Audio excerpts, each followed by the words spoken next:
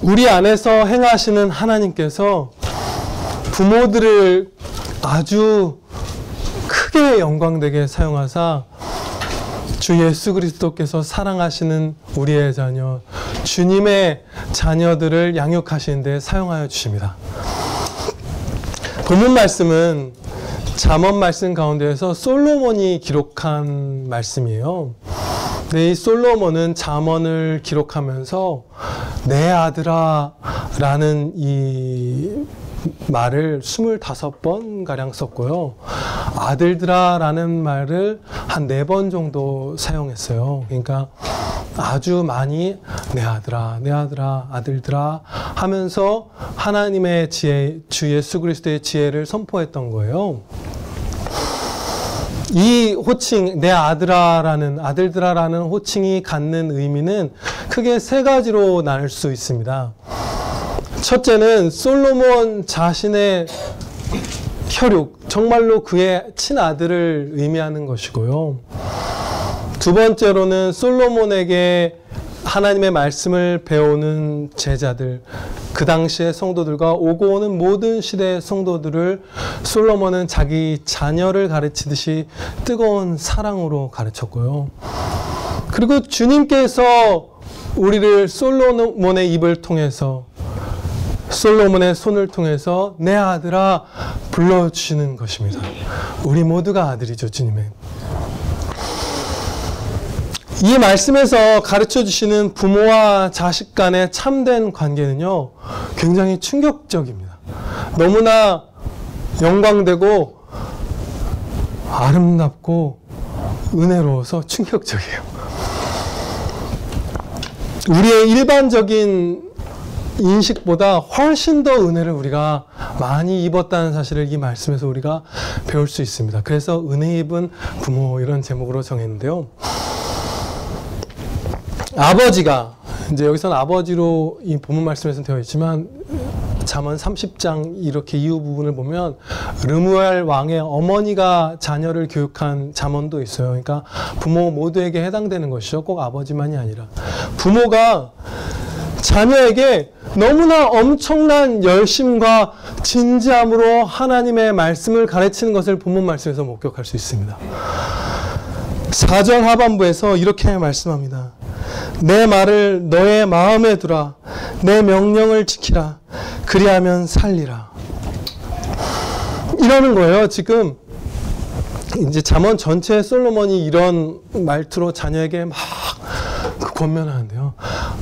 아들의 얼굴을 막 붙들고, 아들아, 내 말을 네가 들어야 돼.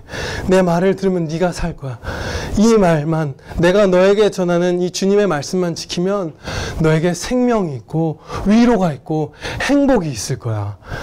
너는 모든 것을 걸고서 이 말씀을 얻고 끝까지 붙들고 지켜 살아가라. 거기에 너의 완전한 소망이 있다. 이것을 정말 간절한 마음으로 가르치는 거예요.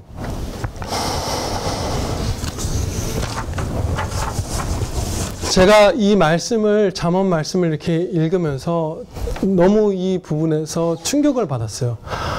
제 아버지의 입장에서 더 아마 예전에 읽을 때랑 다른 충격을 받은 거였죠. 이제 제 큰아들 하성이와는 대화로 성경 공부를 조금씩 할 수 있거든요. 그런데 행복한 소식이죠. 그런데 너무나 진지하게 가르치는 거예요, 솔로몬이. 그야말로 혼신의 힘을 다해서 자녀를 양육하는 거예요. 이렇게까지 큰 두렵고 떨림으로, 경외함으로, 사랑으로 자녀를 가르치는 게 우리 부모들에게 허락된 것이구나. 이 사실을 알고, 감사하게도 많은 부모 자녀의 관계가 우리 교회 안에 있잖아요. 그래서 이 말씀을 나누고자 하는 기쁜 그 기대감을 갖고 나왔습니다. 이 4절 말씀은요, 제가 봉독한 말씀은 솔로몬이 자신의 아들에게, 제자들에게 전한 말씀인데, 사실은 솔로몬의 아버지 다윗이 솔로몬에게 해줬던 말이에요.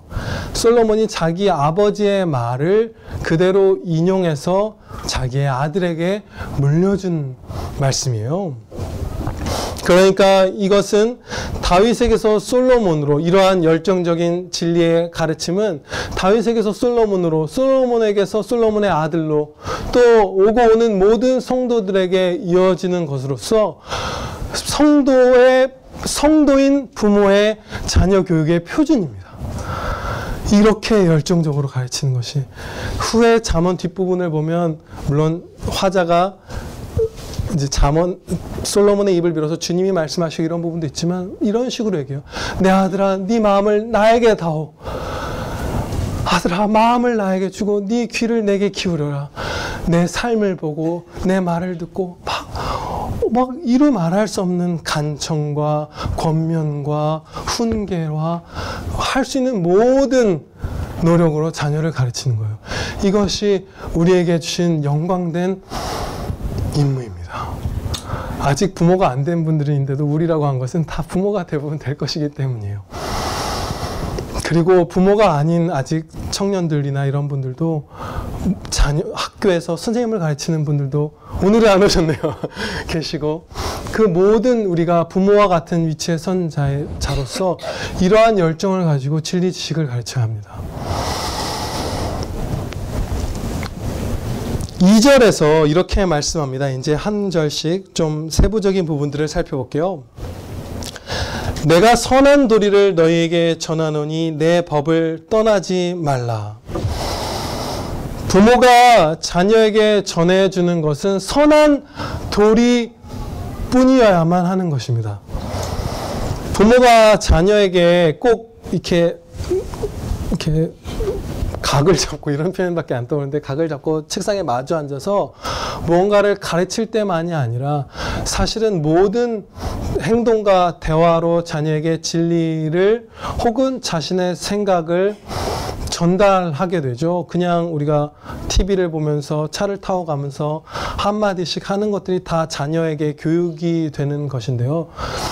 좋은 쪽으로든 나쁜 쪽으로든 우리가 자녀를 가르치게 되는 것인데, 우리의 온 삶이 선한 도리만을 자녀에게 주는 것이어야 하는 거예요. 그런데 여기서 솔로몬은 내가 너에게 하는 말은 이라고 안 하고 내가 너에게 주는 것은, 전하는 것은 이라고 하고 있어요. 그러니까 행실 자체가, 우리의 표정과 행동과 말과 모든 것들, 자녀에게 나를 통해서 전달되는 모든 것들이 선한 도리여야만 하는 것입니다. 그러므로 우리가 자녀를 대할 때 굉장히 신중해야 하는데요. 또 신중하고 또 신중해야 해요. 정말로 모든 행실과 언행에 있어서 아주 신중해야 하는데, 얼만큼까지 우리가 신중해야 하냐면요, 이런 말씀을 베드로전서 4장 11절에서 주십니다. 이것은 아주 두렵고 떨림으로 받을 명령이지만 영광된 특권이에요. 만일 누가 말하려면 하나님의 말씀을 하는 것 같이 하라. 목사가 설교할 때만, 선지자가 하나님의 말씀을 선포할 때만이 아니라 성도가 말하는 것은 하나님의 말씀을 하는 것처럼 말하라고 하신 거예요. 그런데 지대한 영향을 자녀에게 끼치는 부모가 말하는 것, 행하는 것도 마찬가지겠죠. 그것은 자녀에게 하나님을 명백하게 드러내는 행위로서 하나님의 말을 하는 것처럼 자녀에게 말해야 하는 거예요. 그리고 우리는 그리스도인이라고 부름을 불림받는 자들이잖아요. 그리스도, 성자 하나님, 우리의 구원자, 하나님의 이름을 대표하는 자들이에요. 그리고 자녀에게는, 믿음의 가정에서 자라는 자녀에게는 성도 부모란 그리스도인 중에서도 목사와 함께 대표격인 사람인 것입니다. 그래서 아버지와 어머니가 어떻게 행동하고 말하는지가 자녀에게 예수님을 전달하는, 예수님과의 관계를 자녀가 바르게 맺게 하는 데 있어서 최고의 역할을 맡은 거예요. 그래서 모든 우리의 행실로 언행으로 전달하는 것이 자녀에게 선한 도리, 진리에 합한 것이어야만 합니다.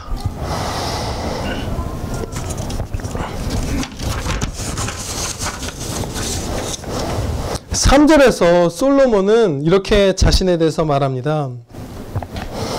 내 어머니 보기에 유약한 외아들이었노라. 여기서 유약하다는 말에 이제 초점을 기울이고자 합니다. 솔로몬은 어떤 사람이었는지 우리가 잘 알고 있죠. 너무나 경건하고 탁월한 사람이었어요. 은혜를 많이 입은 사람이었죠. 어린 나이부터 그랬고요.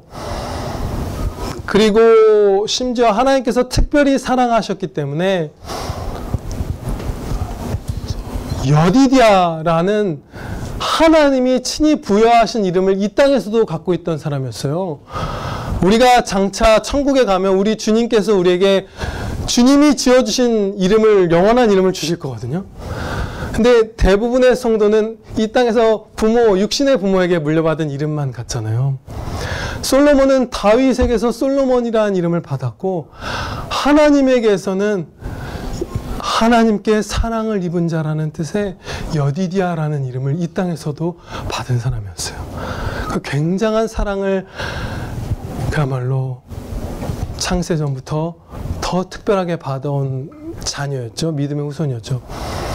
그럼에도 불구하고 아직 신앙의 경험과 연단이 부족했을 이 젊은 시기에는 유약한 성도였다는 거예요. 유약한 면이 있었다는 거예요. 물론 그가 어떠한 어른, 그야말로 경건한 어른 성도보다도 못지않게 강하고 용감한 신앙의 측면도 있었겠지만 분명히 그에게 아직 연단과 경험이 부족했기 때문에 유약하였다는 거예요. 어릴 때, 청년의 때. 솔로몬이 그렇다면 우리는 어떻겠는가? 그야말로 여기에 있는, 이제 저는 이쪽엔 안 속하는 것 같아요. 이제는 제 체감적으로도 젊은 쪽에 속하는 우리의 청년분들 이하 어린아이들은 자신이 솔로몬처럼 유약한 성도로서, 유약한 아직 젊은이로서 부모님에게 많은 교육을 받아야 할 필요성이 있는 자라는 사실을 기억하시기 바랍니다. 부모님께 말씀을 들을 때, 혹은 뭐 교회 어른들에게 말씀을 들을 때 그 젊은이의 빠른 판단으로 탁 튈 수가 있어요. 반발심 같은 게 생길 수 있죠. 그런데 정말로 겸손하고 신중하게 그냥 묵묵히 들으시길 바라요. 순간적으로는 젊을 때 막 머리 정말 빠르게 돌아가잖아요. 이거 잘못된 얘기를 하는데 아버지가 또 이상한 얘기를 하네. 저건 틀렸지. 내가 하는 분야를 전혀 모르는구만. 모르시는구나. 이렇게 생각하지 마시고 들어보세요. 곱씹어 보시고 그 안에 어떠한 내가 얻을 하나님의 진리가 담겨 있는지 계속 생각해 보는 거예요. 그리고 탁 반항할 때가 있어요. 저도 그럴 때가 많았죠. 딱 듣는 순간에는 탁 쳐내는 거예요. 벽을 치는 거예요. 그러면 그 단계에 머물러 계시지 마시고 바로 회개하세요. 그게 죄라는 것을 자각하시면 자각하게 해주실 거예요. 하나님께서는, 성령께서 함께 하시니까요. 그럼 회개하고 다시 부모님께서 주신 말씀을 곱씹어 보는 거예요. 그러면 다 유익이 있을 것이라고 확신합니다. 다윗이 솔로몬을, 또 솔로몬은 그의 아들을 직접 훈련시켰다는 사실에서 우리가 주목하고자 하는 바가 있습니다. 어떤 것이냐면요. 이 두 왕처럼 공적인 국가와 교회에서의 공적 책임을 아주 무겁게 엄중하게 맡은 성도라 할지라도, 또 아주 바쁜 사람들이었잖아요. 솔로몬과 다윗은 아주 바쁜 사람들이라 할지라도, 정말로 무슨 날마다 풀타임으로 일해야 하는 어머니라 할지라도, 그 어떤 부모라 할지라도 자녀 교육에 있어서 소홀히 할 수 있는 상황이란 없다는 거예요. 다윗도 직접 자기 아들을 가르쳤고 솔로몬도 직접 자기 아들에게 하나님의 말씀을 가르쳤던 거예요. 그런데 우리에게 굉장한 힘이 되는 사실이 있습니다. 아주 많은 시간이 필요하지 않는다는 거예요. 자녀에게 주님의 지혜를 가르치는 데에는 그렇게 많은 시간이 필요하지 않아요. 하나님께서는 사회가 지금보다 좀 덜 풍성하고 혹은 가난했을 때 주 6일 혹은 주 7일을 일해야 했을 때에도 부모에게 자녀를 신앙으로 양육할 수 있는, 주의 교양과 헌계로 양육할 수 있는 은혜를 주셨어요. 그렇게 섭리하고 계세요. 그래서 우리가 아무리 바빠도 많지 않은 시간을 통해서도 자녀를 잘 양육할 수 있습니다. 그 사실은 다윗이 솔로몬에게 이렇게 깊이 각인되도록 많은 진리를 가르쳤다는 사실에서 우리가 확증받습니다. 다윗이 성공했고요. 그보다 좀 덜 바쁜 우리는 반드시 성공할 수 있어요. 사실 모든 성도가 성공할 수 있습니다. 제가 이 말씀 먼저 드리는 게 좋겠네요. 자녀 교육은 시간보다 사랑이 중요합니다. 제가 최근에 주여 은혜를 주옵소서 도와주시옵소서 그리스도의 이름으로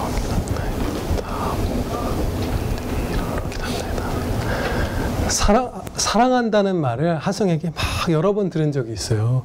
제 큰아들이 너무 막 아빠 너무 좋아요, 너무 사랑해요, 막 우는 표정 지었다가 엄지도 막 저한테 들어올렸다가 막 웃어 보였다가 막 사랑의 고백을 이 사내 아이가 7살짜리 남자애가 그렇지 않잖아요. 제 아들이 좀 정서적인 면이 있는 아이지만, 서정적인 아이지만 그래도 남자아이라 레슬링 맨날 하자고 그러고 막 사랑한다 이런 말 시켜도 잘 못하는 아이거든요. 근데 어느 날 그런 적이 있어요. 그게 이제 목요일 저녁이었는데요, 지난주.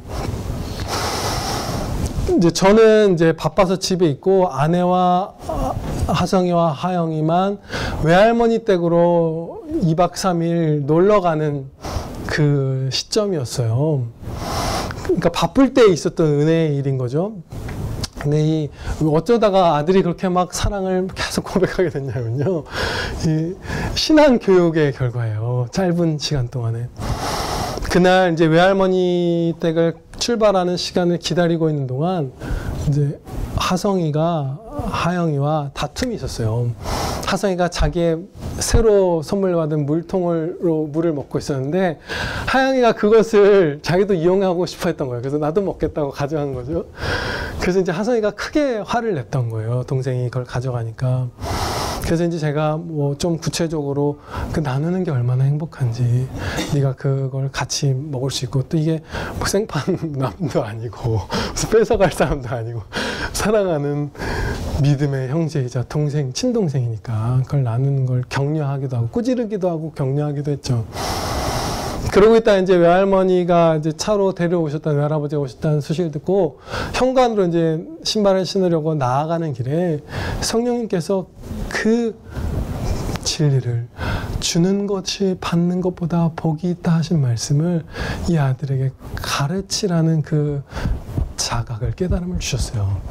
그래서 제가 하성이한테 이랬죠. 서서 이제 현관 앞에서, 아들아, 우리 집에 너희 물건이 엄청 많지? 이런 식으로 얘기한 거예요. 계속 들어가잖아요, 장난감. 한글, 포스터, 무슨, 막 어수선해지죠. 계속 들어가고 막 그거 정리하고 막 이래야 되잖아요. 그러면 엄마 아빠가, 엄마랑 아빠만 둘이서 살면서 이 집을 넓고 깨끗하게 우리들이 마음껏 활용하는 걸 행복해 할까? 아니면 엄마 아빠의 공간은 이렇게 쪼그라들면서 너희와 함께 이 집을 나누어 쓰는 것을 더 행복하게 여길까? 그랬더니 하성이가 막 행복해하면서 저희랑 같이 쓰는 거요, 막 이래요. 그래서 너무 그게 기뻐서 또 제 기쁨을 전하고 싶어서 아들을 이렇게 끌어안고 들고서 막 등을 쓰다듬으면서 맞아 그러면서 그 말씀을 이제 암송하게 했어요. 따라해봐. 주는 것이 받는 것보다 복이 있다. 이제 하성이가 쑥스러워하는데 성령님께서 하영이를 또 이용하셨어요. 동생이 받는 것이 그러니까 하성이도 소리내서 따라한 거예요. 예, 기쁜 소식이에요. 그때 그 아들의 마음에 주님께서, 성령님께서 그 사랑이, 주님의 사랑이 이렇게 막 새겨 스며들게 해주셨고, 그 아들이 너무 행복했던 거예요. 나는 못 간다고 막 이러는 거예요. 아빠만 두고 나는 못 간다. 아빠를 너무 사랑해서. 그러다가 어떻게까지 됐냐면, 이제 1층까지 제가 엘리베이터를 타고 내려가는데, 이제 제 아내, 엄마랑 동생, 할머니인대로 현관으로 나간 상태였는데, 제 엘리베이터 문이 닫히는데, 문이 닫힐 때까지 문 앞에 서서 아빠 사랑해요 막 이러는 거예요. 그러고서 우리가 헤어졌거든요. 네, 바쁜 것은 우리에게 장애가 되지 않습니다. 시간이 중요한 게 아니라 시간보다 사랑이, 시간보다 하나님의 말씀을 사모하고 그 말씀을 생명으로 여기는 그 경외하는 신앙이, 믿음이 자녀 교육에 성공을 가져옵니다. 아, 성공을 가져온다는 것까지 말하면 좀 그러네요. 그게 은혜 있는 길입니다. 네, 아멘.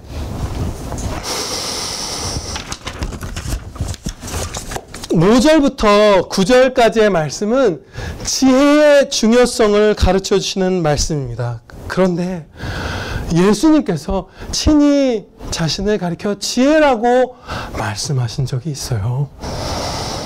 그리고 사도 바울도 예수님이 지혜이시다, 지혜이심을 성경 말씀에 기록했어요. 또한 이 잠언 자체의 8장에서도 이제 지혜가 이제 화자가 되어서, 자신이 화자가 되어서 말하는 부분이 8장에 기록되어 있는데, 자기가 창조자라고 지혜가 말을 해요. 그러니까 이 지혜는 주 예수 그리스도이신 거예요. 지혜는 어떤 관념이나 지식 같은 것으로서 하나님과 분리되어 있는 것이 아니라 주님 안에 있는 것이고, 주님이 지혜이신 거예요. 주님과 떨어질 수 없는 것이 지혜이고, 지혜를 얻는다는 것은 주님과의 사랑의 관계를 맺는 것과 하나입니다. 여기서 주님이신 지혜의 중요성을, 그러니까 주 예수 그리스도를 얻는 그 중요성, 주님의 은혜를 가르쳐 주시는 거예요. 솔로몬은 지혜를 얻으라는 가르침을 5절과 7절에서 반복해서 주고 있는데요. 7절에서 이렇게 말씀합니다. 지혜가 제일이니 지혜를 얻으라. 네가 얻은 모든 것을 가지고 명철을 얻을지니라. 아멘. 네가 얻은 모든 것을 가지고 명철을 얻으라. 단어가 바뀌었지만 같은 것을 뜻하는 거죠. 주님의 지혜, 지혜이신 주님을 모든 네가 가진 것을 다 쏟아서 얻으라. 주님을 더욱 알기 위해서, 더욱 즐거워하기 위해서, 주님의 영광을 더욱 배우기 위해서, 주님을 더욱 닮아가기 위해서, 순종하기 위해서 총력을 기울여라. 이렇게 말하는 거예요. 그런데 솔로몬의 이 말이 과장법을 사용한 것처럼 여겨질 수도 있어요. 너무 엄청난 거잖아요. 모든 것을 다 쏟아서 지혜이신 주님을 얻으면 된다라는 게 굉장한 거잖아요. 나머지 모든 것보다 이게 귀하다는 거잖아요. 지혜를 얻는 것이.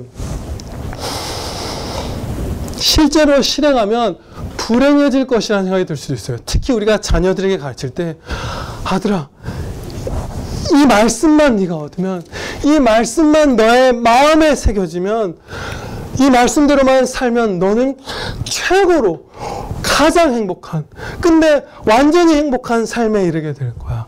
영원한 생명을 누릴 거야 라고 가르치는 것이 자녀를 사랑하는 마음에 자녀에게 불행한 길을 주는 것 아닌가, 위험한 길을 주는 것 아닌가 하는 의구심이 들 때도 있어요, 우리가. 결코 그렇지 않습니다. 왜냐하면 우리가 주님의 영광을 배웠고 즐거워하는 목적을 가진 자들로 창조되었기 때문이에요. 주님만 얻으면 우리는 만족하게 되는 자들입니다. 최고, 아멘. 네. 이게 최고의 우리의 만족이에요. 만약에 모든 것을 내어놓고 모든 것을 총력전으로 주님을 얻는 이 과정이 우리에게 해롭고 고통스러운 것일지라 하더라도 결과적으로 주님을 얻으면 우리는 행복한 자들입니다. 그런데 그 과정에서 우리가 주님을 얻는 길이라고 주님이 가르쳐 주신 것, 주님을 얻는 방편들은, 그 충성들은 하나도 우리에게 해로운 것이 없어요. 무슨 말씀이냐 하면, 우리가 어떻게 하면 지혜이신 주님을 더욱 알게 되죠?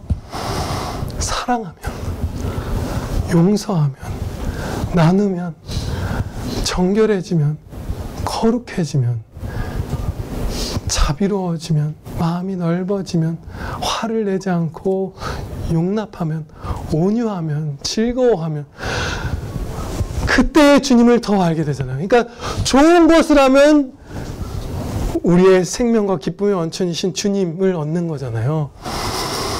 해로운 것을 무릅써서 좋은 것을 얻어도 우리가 당연히 하겠지만, 좋은 것을 해서 좋은 것을 얻는 것이기 때문에 모든 것을 다 바쳐서 지혜이신 주님을 얻는 것을 하지 않을 이유가 우리에겐 하나도 없습니다.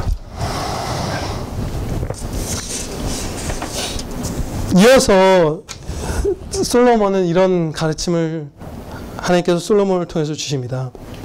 지혜를 버리지 않고 사랑하고 높이고 품으면, 버리지 않고 사랑하고 높이고 품으면, 지혜이신 주님께서 우리에게 이런저런 은혜를 주시리라 약속의 말씀을 주셨는데요. 그 약속들을 제가 여기서 정리해서 말씀드리겠습니다. 그 은혜들은 이것입니다. 지혜가 우리를 보호하시고 지키시며, 지혜가 우리를 높이시고 영화롭게 하시며, 지혜가 우리에게 아름다운 관과 영화로운 면류관을 주신다고 말씀합니다. 약속의 말씀이에요. 이 하나하나의 약속들, 보호하심, 지키심, 높이심, 영화롭게 하심, 아름다운 관과 영화로운 면류관은 한 약속 한 약속이 다 한편의 설교가 되어야만 하는 것들이죠. 너무나 거대한 은혜예요. 제가 오늘 이 사실을 한 구절씩을 깊게 설명할 시간은 없지만 확신할 수 있는 것 한 가지가 있어요. 경건한 이 자리에 있는 성도분들은 이 한 가지 한 가지 약속을 직접 혹은 직간접적으로 체험하신 그 경험들을 고백하느라 밤을 새우셔도 시간이 부족할 것임을 제가 확신합니다. 보호하심, 높이심, 면류관을 씌우심, 이 모든 것들을 우리는 풍성하게 경험하며 살고 있습니다. 부모가 자녀를 주님의 교양과 훈계로 양육하는 데 있어서 너무나 중요하면서 동시에 간과되고 있는 한 가지 중요한 사실을 마지막으로 살펴보도록 하겠습니다.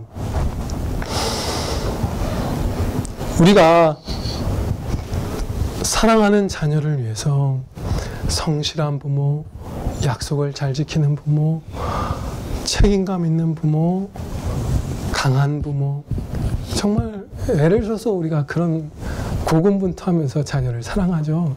우리에게 그런 아름다운 모습들을 하나님께서 허락하셨잖아요. 그런데 이것은 왜인지는 제가 오늘 구체적으로 잘 모르겠어요. 살펴볼 예정은 아니지만, 왜인지 모르지만 한국 사회의 특성일 수도 있고, 아니면 이 신앙의 퇴조의 흐름의 어떤 한 가운데 있는 영향일 수도 있는데, 기뻐하는 부모가 자녀에게 아주 큰 은혜의 통로가 된다는 사실을 우리가 간과하곤 합니다. 네. 자녀를 기뻐하라는 것, 당연히 그것도 포함되는데 그것만이 아니라 부모 자신의 삶이 매일 아침 기쁨으로 충만해야 하는 것이에요. 네, 아멘입니다. 그 이유들을 살펴보고 마치도록 하겠습니다. 첫째는요, 기뻐하는 부모가 되어야 할 첫 번째 이유는 그것이 자녀들이 죄악과의 싸움에서 승리하는데 막대한 도움이 되기 때문입니다. 성도인 부모들은 자녀가 죄악에 빠지는 것만큼 슬퍼하는 일이 없죠. 가슴이 무너지는 일은 자녀가 아픈 것도 아니고 자녀가 무슨 가난한 것도 아니고 무엇도 아니에요. 자녀가 죄를 짓고 죄로 치닫는 것이 우리에겐 가장 슬프고 비참한 일이에요. 자녀 자신에게도 당연히 그것이 하나님을 반역하는 것이니까 가장 해롭고 궁극적으로 유일한 해가 되는 거죠. 해악이죠. 그런데 이 죄악과의 싸움은 자녀들이 치르고 있는 죄악과의 싸움, 우리 모든 성도에게 사실 공통적입니다. 죄악과의 싸움은 그 핵심 요소, 핵심 특징 가운데 한 가지가 즐거움의 싸움이라는 것입니다. 무슨 말씀이냐면 우리가 죄를 지을 때 이 죄를 짓는 것이 하나님의 말씀을 순종하는 것보다 즐거울 것이라는 생각이 있기 때문에 죄를 짓는 거예요. 의무감으로 죄를 짓는 사람은 성도 가운데 아무도 없습니다. 오늘 아침도 오늘도 기필코 내가 좀 웃기죠. 10번의 죄는 꼭 지어야 할 텐데 어떡하지? 오늘 퇴근하고 나면 시간이 부족할 텐데. 이런 사람은 아무도 없어요. 의무감으로 짓지 않고 즐거움이 있을 거라는 그 판단을 내려서 우리가 어떤 종류의 죄든지 그것을 스스로 택하고 행하는 거예요. 즐거움의 유혹이 있단 말이죠. 그런데 부모가 하나님의 말씀을 순종하여 살아가는 선한 도리를 언행으로 전하면서 기뻐함을 자녀에게 나타내면 가짜 기쁨에 진짜 기쁨을 누릴 수 있는 기회를 우리에게 다 주셨죠. 그 기쁨이 자녀에게 보이면 자녀가 견고한 확신을 가지고 하나님의 말씀을 순종하는 것이 행복하다는 사실을 믿게 됩니다. 아멘. 그래서 죄악과의 싸움에서 승리하게 됩니다. 두 번째 이유는요, 기쁨의 부모가 되어야 할 두 번째 이유는 기쁨이 성령님의 열매이기 때문입니다. 오직 성령의 열매는 사랑과 희락과, 이게 기쁨이죠. 화평과 오래 참음과 자비와 양성과 충성과 온유와 절제니 이 같은 것을 금지할 법이 없느니라. 아멘. 기뻐하는 것은 가정 내에 성령님의 열매를 맺어 아이들에게 들이우는 거예요. 성령님의 열매를 풍성히 맺은 나무가 되어주는 것입니다. 아이들에게. 세 번째는요, 교회라는 큰 가정에서 어른인 선지자와 사도, 나아가서는 오고 오는 세대의 목회자들에게 하나님께서 주신 역할이 먼저 스스로 기뻐하며 성도들이 주님을 기뻐하는 것을 돕는 것이었어요. 기뻐하며 기쁨을 돕는 것이 말씀을 맡은 모든 사역자들에게 주신 하나님의 임무였어요. 그와 동일한 임무가 각 가정에서 아버지와 어머니에게 있습니다. 가장 작은 단위의 교회인 가정에서 아버지와 어머니는 스스로 기뻐하며 자녀가 기뻐하는 것을 돕도록 하나님께서 창조하신 존재입니다. 그 가르침을 주시는 말씀 가운데 한 구절을 제가 봉독해 드리겠습니다. 사도 바울이 고린도후서 1장 24절에서 이렇게 말씀합니다. 주님이 말씀하시기를 우리가 너희 믿음을 주관하려는 것이 아니요 오직 너희 기쁨을 돕는 자가 되려 함이니라. 아멘. 사도는 우리의 기쁨을 돕는 자였어요. 그리고 부모도 자녀의 기쁨을 돕는 가정교회의 어른입니다. 네 번째로 최고의 중요한 이유입니다. 이것이 우리가 기쁨의 부모가 되어야 할 우리의 진정한 아버지이신 주 예수 그리스도께서 스스로 기뻐하시며 우리에게 기쁨을 주시는 아버지이시기 때문입니다. 아멘. 우리의 완전한 본이신 예수님께서 주여 기뻐하시는 아버지, 기쁨을 주시는 아버지세요. 마태복음 25장 21절 말씀에서 이렇게 말씀합니다. 예수님께서 말씀하시기를 친히 말씀하십니다. 그 주인이 이르되 잘하였도다 착하고 충성된 종아, 네가 작은 일에 충성하였음에 내가 많은 곳으로 너에게 맡기리니 너의 주인의 즐거움에 참여할지어다. 네가 즐거워하거라 정도가 아니라 너의 주인의 즐거움에 네가 들어와 참여해라. 내가 기쁨의 하나님이다. 너도 내 기쁨 안에 들어오거라 초대해 주시는 거예요. 요한복음 15장 11절에서 이렇게 예수님께서 친히 말씀하셨습니다. 내가 이것을 너희에게 이름은 내 기쁨이 너희 안에 있어 너희 기쁨을 충만하게 하려 함이니라. 예수님께서 기쁨의 아버지이시라는 사실을 이 성육신 하셨던 기간에 정말 아름답게 밝히 그 주님의 영광을 드러내는 한 사건이 있어요. 뭐냐면 요한복음 4장에서 사마리아인의 그 마을에서 수가성이죠. 거기서 주님이 이제 복음을 증거하시고 제자들을 가르치실 때 있었던 그런 사건이에요. 이 당시에 예수님께서는 제자들과 함께 길을 가시다가 사마리아 지역을 지나고 계셨는데 주님의 육신이 매우 피곤하셨어요. 정말로 많이 줄이고 지치셨어요. 그래서 요한복음 4장 6절에서 이렇게 말씀합니다. 예수께서 길 가시다가 피곤하여 우물 곁에 그대로 앉으시니 때가 6시쯤 되었더라. 이 6시라 함은 우리로 치면 정오, 점심 식사 무렵이에요. 피곤하셔서 우물가 곁에 그냥 그대로 주저앉으신 거예요.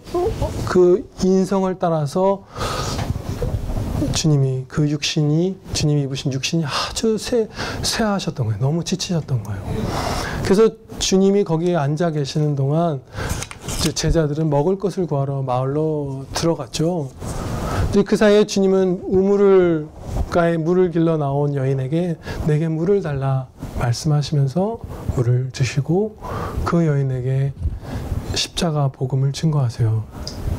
그래서 그 여인, 그 남편 무슨 남자 5이 있고 이런 여인이었죠. 여러분 아시죠? 많이 세상에 찌들고 죄악에 찌들었던 그 여인이 그날 회개하고 영생을 얻습니다. 구원을 얻어요. 그리고 기쁨으로 막 마을로 돌아가서 그 마을 사람들에게 예수님을 증거해서 그 사람들이 그 여인의 말을 듣고 막 주님을 믿고 주님께로 이제 돌아오게 돼요, 그날. 근데 주님이 이 여인, 물을 주님에게 길러다가 드린 이 여인이 예수님을 믿게 되었잖아요. 한 영혼이 주님께로 돌아오는 것은 주님이 가장 기뻐하는 일이라고 말씀하셨죠. 천국에서 천사들까지 기뻐 잔치를 벌이는 일이잖아요. 그 일을 겪으신 다음에 주님의 인성이, 그러니까 우리와 같은 육신, 그 인성을 가신 그 영혼이 솟게 된 거예요. 기쁨으로 막 힘이 차오른 거예요.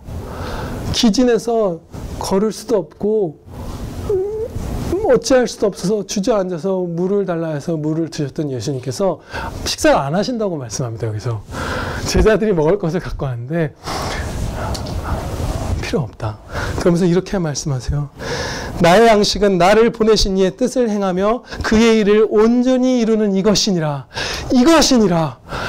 영혼을 구원하는, 스스로 타락하여 죄를 짓고 나의 원수가 되어 영원한 사망으로 치달은 저들을 나의 십자가 안에 하나님의 십자가 사랑, 독생자를 내어주신 그 은혜의 그 사랑으로 구원해서 내게 돌아오게 하는 것이, 하나님께로 나아갈 수 있게 하는 것이, 그 영생을 주는 것이 하나님 뜻인데 지금 그것이 풍성하게 이루어지고 있지 않느냐. 그 기쁨으로 그 끼니를 먹지 않아도 그 육신에 우리가 너무 기쁜 일이 있으면 여러분 막 밥 안 먹어도 신나서 하잖아요. 그 영적으로 충만할 때 우리가 그러잖아요. 그 상태가 되신 거예요.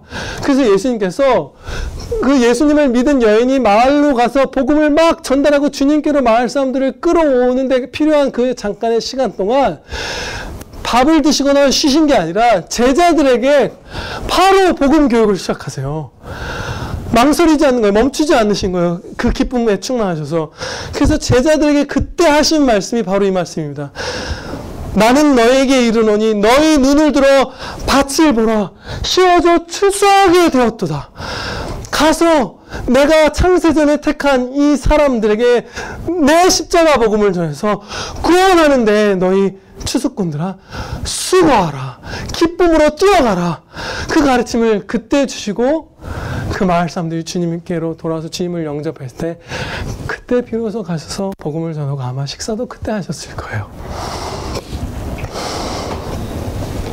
우리가 이처럼 기뻐하는 부모가 되었을 때 자녀들에게 엄청난 큰 은혜의 축복의 통로가 될 것입니다. 기도드리시겠습니다. 하나님 아버지, 저희 모든 부모가 또 장차 저희 성도들이 부모가 되었을 때 다윗과 같은 솔로몬과 같은 큰 열심과 사랑과 두렵고 떨림과 경외함으로 하나님 말씀 앞에 떨므로 자녀들을 성실히 양육할 수 있게 하여 주시옵소서. 또한 아버지 하나님, 우리의 모든 행동과 말로써 자녀들에게 선한 도리를 쥐어줄 수 있게 하여 주시옵소서. 그러나 이 모든 일들, 궁극적으로는 지혜이신 주님께 자녀들이 온 영혼을 바치는 이 일은 우리의 능력으로서는 전혀 이뤄낼 수 없는 일임을 고백하옵나이다. 주여, 성령님께서 저희에게 크게 역사하사 우리 아이들의 심령에 지혜이신 주님의 복음을 깊이 새겨 주시옵소서. 우리 구주 예수 그리스도의 이름으로 기도하렵나이다. 아멘.